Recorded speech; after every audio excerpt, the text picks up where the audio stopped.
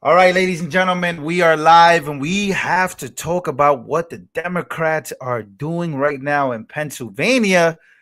Also, rumors from Democrats within that Donald Trump actually cheated this election.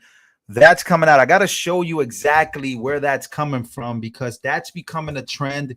We have a lot of things we have to talk about. Elon Musk posted this video. Millions of Americans just saw what they're doing in Pennsylvania. We got to talk about that as well. Also, I want to talk to you guys about what's forming in the House and in the Senate. CNN was promoting Democrats running a shadow government while Trump is in office. So we got to talk about that. A lot of things going on. So smash the like button. Let me know where you guys are watching from. And yeah, that's always good to know. Always good to know where you guys are watching from. That's good. Make sure to smash the like button. That is the price of admission here. The only price that we have to pay here. So once again, boom. Bucks County reported that Bucks County in Pennsylvania, apparently they're trying to give Pennsylvania over to Kamala Harris. They're trying to actually have her win the state by counting ballots. So here we go. Let me read this real quick. Bucks County GOP says, let me zoom in here real quick. This is what Elon Musk. So Elon Musk says they are openly trying to count illegal ballots in Pennsylvania. Unreal. Why would Elon Musk say this? So Bucks GOP, Bucks County, Democrat commissioners violate the rule of law and ignore PA Supreme Court, right? Because this gets deep. Now, before I play the video, Democrats Commissioner Diane Marceglia and Bob Harvey voted today to count illegal ballots against Pennsylvania Supreme Court ruling in an attempt to aid former Senator Bob Casey. So it says here, proceeded by a court doesn't matter anymore in this country. Watch this. Watch what they're doing here in Bucks County. This is what Elon Musk is posting. Take a listen. We reject all three categories of these ballots. Your motion is to reject or dismiss the challenges in this category in front of you? Correct, yep. Not going to second that, mostly because I think we all know that precedent by a court doesn't matter anymore in this country, and people violate laws anytime they want. So for me, if I violate this law, it's because I want a court to pay attention to it. What? Wait a minute. Did you guys hear that? Mind you, what I'm going to talk about today is what I'm seeing from the left. The left has gone full-blown crazy mode, and that they think that Donald Trump rigged the election and that Elon Musk rigged it. So we're definitely going to talk about that. But I want you guys to see what they're doing in Bucks County and what she had to say. Country. And her reasoning why they're just going to go against the Supreme Court out there. Not going to second that, mostly because I think we all know that precedent by a court doesn't matter anymore in this country, and people violate laws anytime they want. So for me, if I violate this law, it's because I want a court to pay attention to it. So, okay, that's totally normal behavior right now happening. So I did see an earlier video. What are you guys' thoughts about that? Please let me know down in the comments. But I want you guys to see this video here. So apparently, let me go here to Brian Tyler Cohen's channel. And basically, there's a video that he posted that said, breaking, Mark Elias on existence fraud in the 2024 election. Here we go. So this is what somebody said. The people who make $700 an hour, who convince the people who make $25 an hour, are the problem telling people to make $7 an hour. If someone tells you they're going to cheat no matter what, it would be insane not to take their word for it, right? So a lot of people in these comments are living in another world, in another dimension, where they are saying that the election should be investigated. They have gone full-blown. Look, a felon being allowed to be titled President of the United States makes no sense to me at all. Trump was telling his supporter he didn't need their votes. He claimed he had enough votes already. So I just wanted to bring you guys to this other world. There's a whole nother world in the world of politics that they are saying that here's the issue. Look at the comments. People are saying their mail-in ballots weren't received. All of a sudden, our system is good and fair because he won. They lost the popular vote, right? Democrats lost the popular vote and they lost the electoral college vote. And they are claiming that the election was stolen. The numbers are not adding up. He will see. This is crazy. Voter suppression is an issue. Anyways, just wanted to show you guys what the other world looks like. Real quick. All right. So we know that people have not been well after this election, right? We know that all of this has been crazy, but here's something that CNN is running on their network. Take a look at this. But it would force Trump to throw out anything with 47th president on it. And there's one more idea. A shadow government, similar to the UK, a group of lawmakers that mirrors the cabinet and publicly challenges them. Say Senator-elect Adam Schiff as Shadow Attorney General, Congressman Gregory Meeks, Secretary of State, or Colorado Senator Michael Bennet as Treasury Secretary. Well, that idea isn't just coming from a strategist, but a lawmaker. And joining me now, the man behind... Again, this is CNN saying that the Democrats are proposing a shadow cabinet to combat Donald Trump's cabinet. Congressman Gregory Meeks, Secretary of State, or Colorado Senator Michael Bennet as Treasury Secretary. Well, that idea isn't just coming from a strategist, but a lawmaker. And joining me now, the man behind this idea, Congressman Wiley Nickel, a Democrat from North Carolina. No dream music needed. You're in person with us. Congressman, why do you think this is the way to possibly challenge this administration? First of all, this is something we can do. This is something that definitely can happen. And they've been doing it for over 100 years in the UK. So this is an idea that's his time has come. And if we do they've been doing this. First of all, he's so giddy about, look at his face, so giddy about having a shadow government to combat Donald Trump. By the way, this is being boosted by CNN. And he says that this is something that they've been doing in the United Kingdom.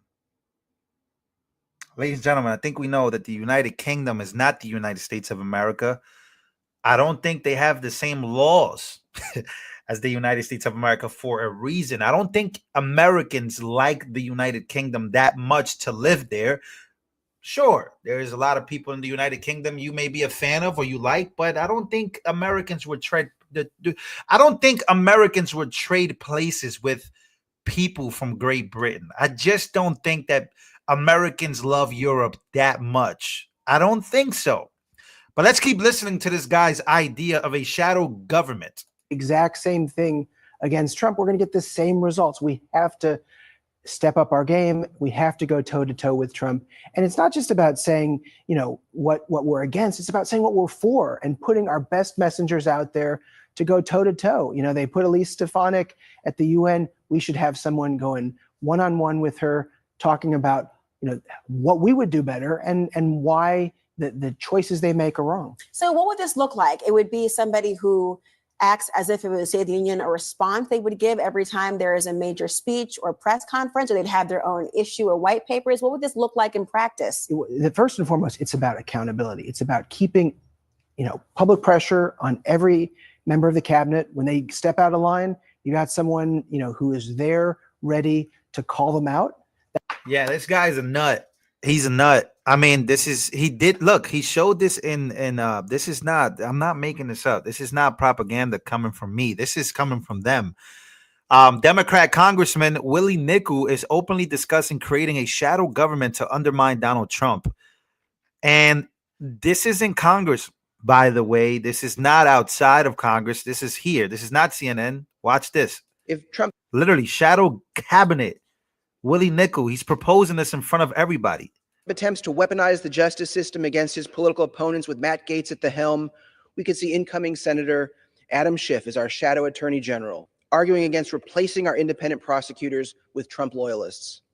If Trump seeks to eliminate the Department of Education, Congresswoman Johanna Hayes, a former Teacher of the Year, could step up as Shadow Education Secretary to loudly defend public education in the United States. If Trump orders Marco Rubio to hand Ukraine and much of Eastern Europe to Russian President Vladimir Putin, Congressman Greg Meeks, as Shadow Secretary of State, could be a strong voice in support of maintaining international relationships and protecting democracy at home and abroad. Senator Michael Bennet as Shadow Treasury Secretary, and Congresswoman Susan DelBene as Shadow Commerce Secretary could help ensure the middle class and small businesses have a voice in government and call out Trump's proposed tax cuts for billionaires and corporations. As Shadow Defense Secretary, Congressman Adam Smith, a great representative for the people of Washington and not a Fox News host, could counter.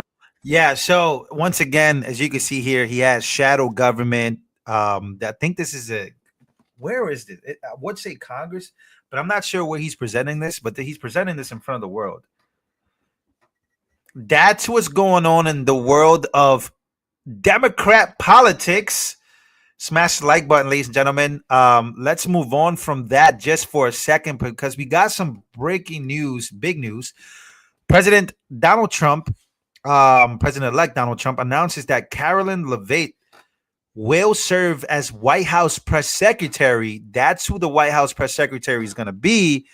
Here is she on CNN. Take a listen. It takes someone 5 minutes to Google Jake Tapper, Donald Trump, to see that Jake Tapper has consistently stop this interview if you're going to keep President attacking my Trump to colleagues. Adolf Hitler. Ma'am, I'm going to stop this interview if you I'm continue to attack my colleagues. I would like to talk about Joe Biden and Donald Trump, who you work for. Yes. If you are here to speak on his behalf, I am willing to have this conversation.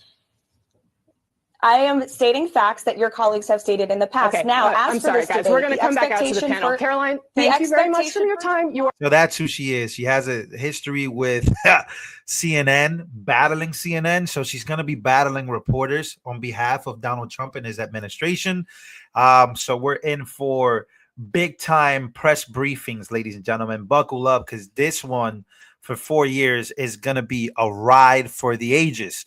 So we have, of course, Democrats melting down about Trump's cabinet picks, starting a whole shadow government. I saw this episode on Newsmax. I don't watch Newsmax much, but I want you to take a look at this. Every time I hear somebody criticize a Trump cabinet pick, I'm reminded of two things. One is fairly inconsequential. We're 67 days from Inauguration Day, and it's really tough to criticize somebody when they haven't even started the job. But the second is really important. Every time somebody criticizes a Trump cabinet selection, I think about the last 4 years.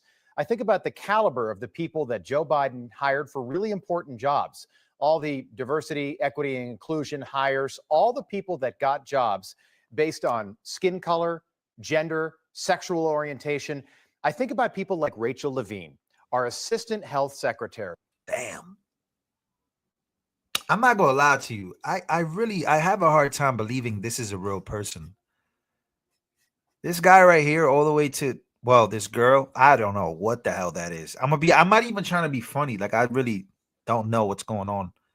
A woman who at one point was a man, married to a woman for 25 years with 2 children, who decided in her 50s to become a woman. All of that, of course, is her prerogative. This is America. She can do that. Rachel Levine says that she's a woman. Fine. But was she really the best possible pick for health secretary of all things? Health secretary? Do you think that maybe this woman and her views on health are just a little out of step with the mainstream? I'll let you decide at home. Then I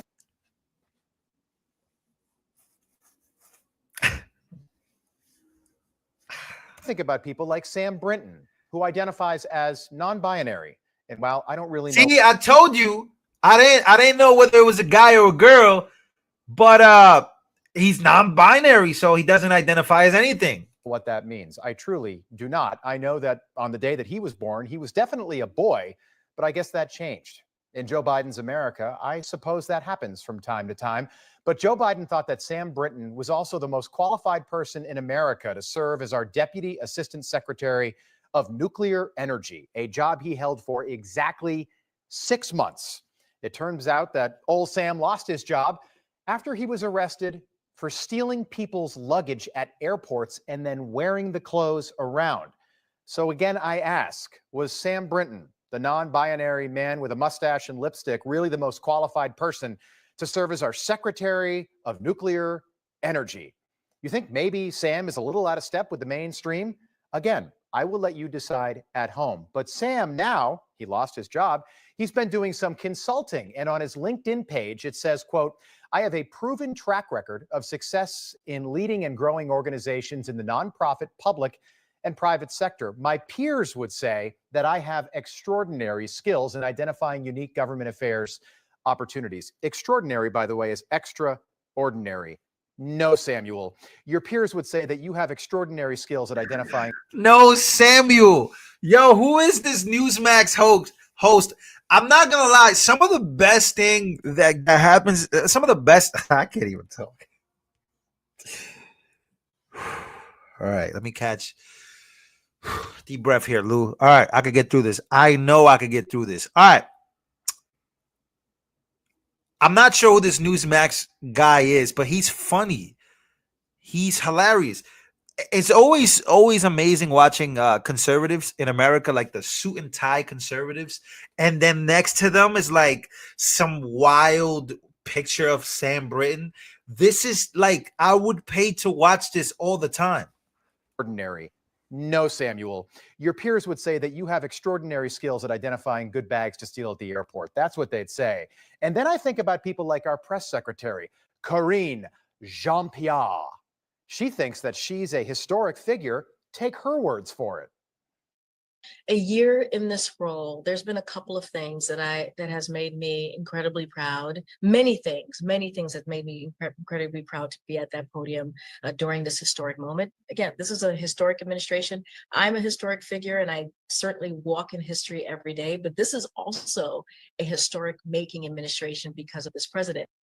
Whoa! I'm a historic figure.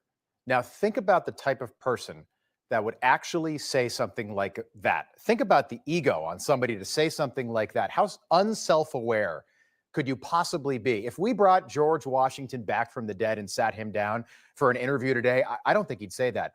I don't think he'd say that if you asked him directly.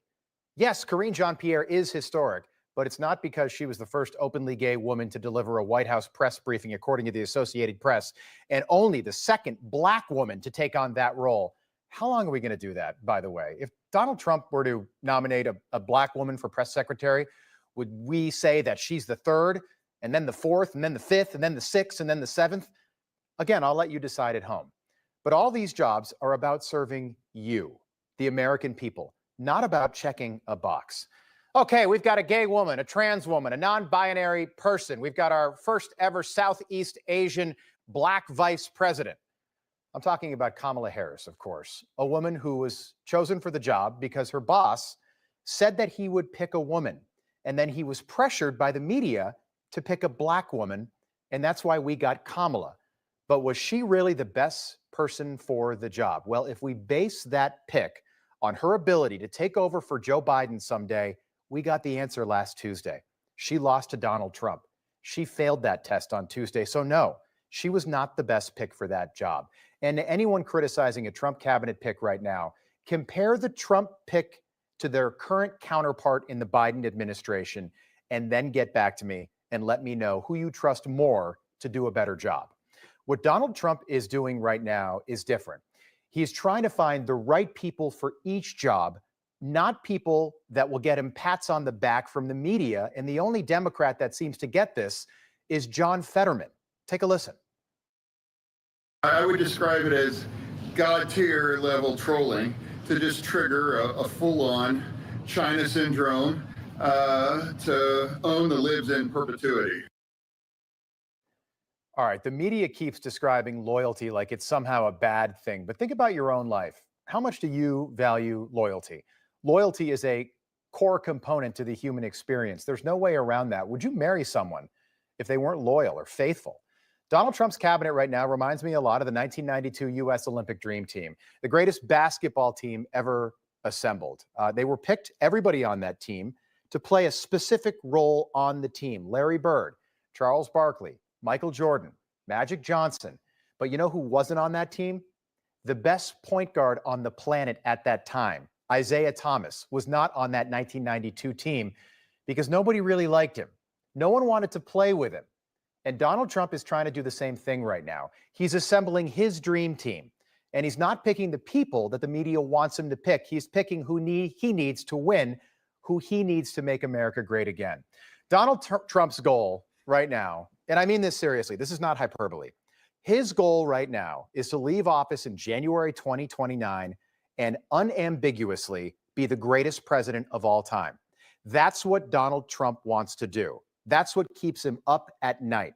Now, does he achieve that? Well, we're going to find out over the next 4 years, one way or another.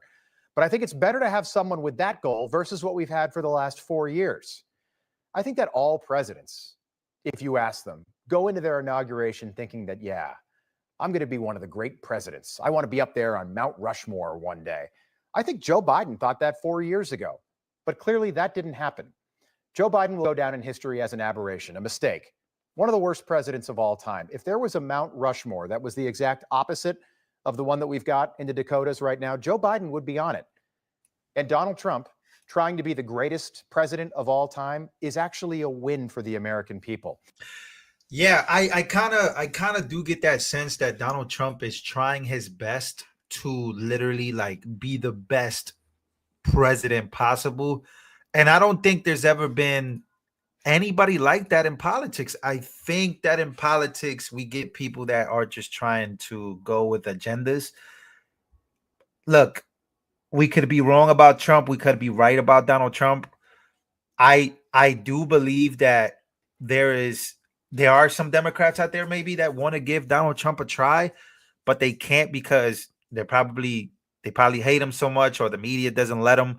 But it's going to be a show of a lifetime. Like, this is something that we just have to kind of expect. They're doing shadow governments.